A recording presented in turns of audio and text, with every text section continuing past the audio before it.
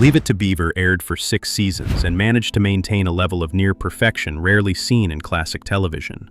From 1957 to 1963, the show's writers, actors, and production team paid close attention to every detail, ensuring that each scene felt polished, believable, and sincere.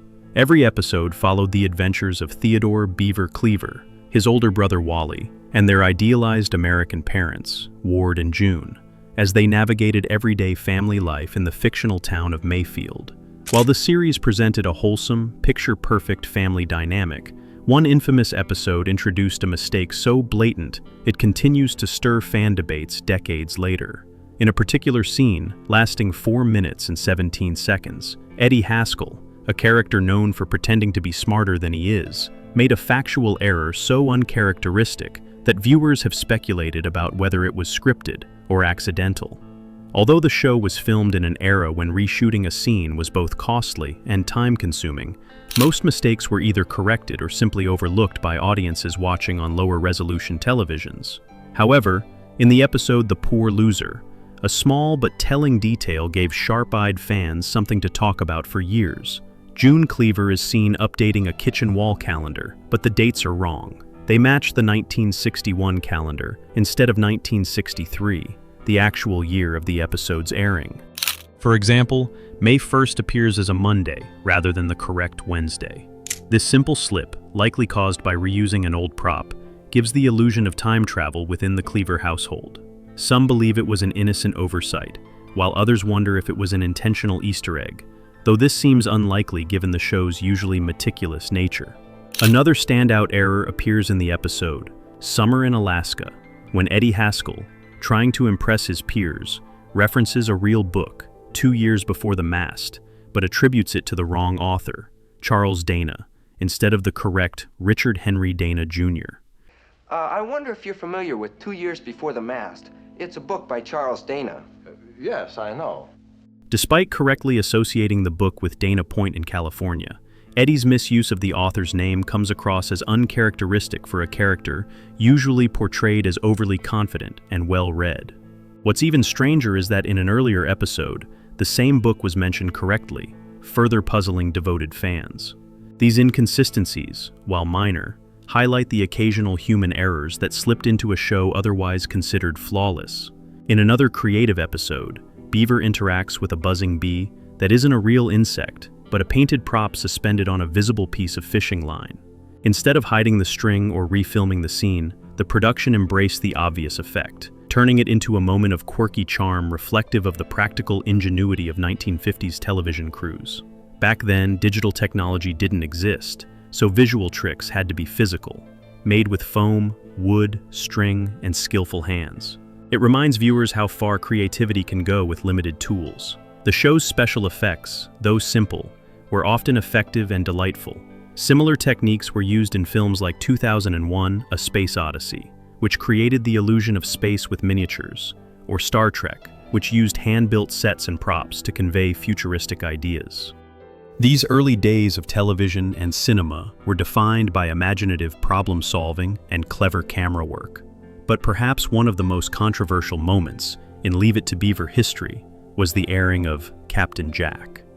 In this episode, Wally and Beaver try to hide a baby alligator in their toilet tank. That wouldn't seem radical today, but in 1957, showing even part of a toilet on television was shocking. The network initially refused to air the episode, pushing it from first to second in the series. After much back and forth, a compromise was reached.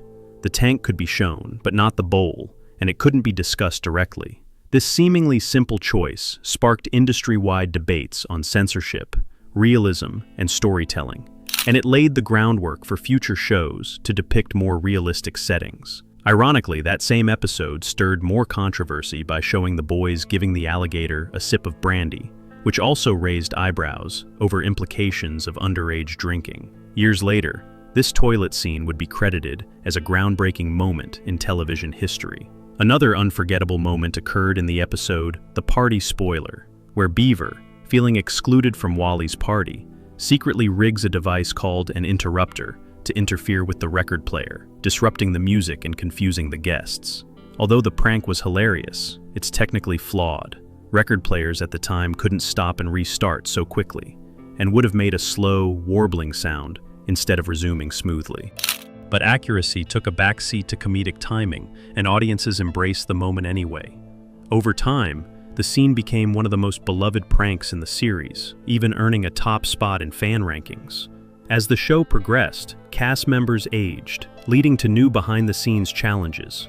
Barbara Billingsley, who played June, faced an unexpected one. Her on-screen sons were outgrowing her, literally. Tony Dow and Jerry Mathers grew rapidly, and to maintain the traditional image of a mother appearing taller than her children, Barbara began wearing high heels on set, eventually donning 3-inch shoes to match her son's height.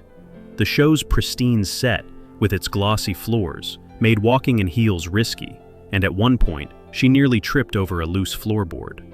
But she stuck with it, later joking that she felt incomplete without them. The town of Mayfield itself became a source of mystery, as the show never revealed its exact location. Some clues point to Ohio, mentioning places like Shaker Heights, and showing scenery resembling Midwest towns, while others suggest California, citing beach outings, ocean references, and real-life filming locations around Santa Monica. In the 1997 film adaptation, a check showed the Cleaver's address as Mayfield, Ohio, seemingly confirming one theory, though fans argue it doesn't count as canon. The show's humor, subtle and grounded, also made it unique. Unlike other sitcoms, Leave It to Beaver avoided laugh tracks, preferring soft chuckles over loud punchlines. If a joke got too much laughter from the crew, it was often cut, an intentional choice by creators Joe Connolly and Bob Mosier, who believed the comedy should come naturally from the characters. Tony Dow once said the team wanted warm, believable moments, not exaggerated gags. This understated approach influenced many later sitcoms, including The Wonder Years and Modern Family, which also leaned on authenticity and character-driven humor. The creators even told the young actors' parents not to let them watch themselves on TV, to preserve their natural behavior and avoid early fame affecting their performances. Despite never ranking in Nielsen's top 30 during its original run, the series grew in popularity and syndication, finding new audiences with its timeless values and simple charm. The final episode, Family Scrapbook, aired on June 20th, 1963, and marked a major milestone. It was the first time a scripted TV series in America had a planned, heartfelt farewell. In the episode, June finds an old scrapbook, prompting the family to reflect on past memories, and it finally reveals how Beaver got his nickname. The show ended not because of low ratings, but because Jerry Mathers wanted a normal teenage life, and the producers respected that. Wally was off to college, and the natural progression of the characters' lives offered a satisfying conclusion.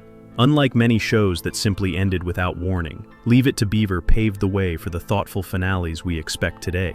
Its influence carried on through reunion films like Still the Beaver, and its spin-off series, The New Leave It to Beaver, in the 1980s. By ending on their own terms, honoring the characters, and staying true to their vision, the creators ensured that the Cleaver family's legacy would endure across generations.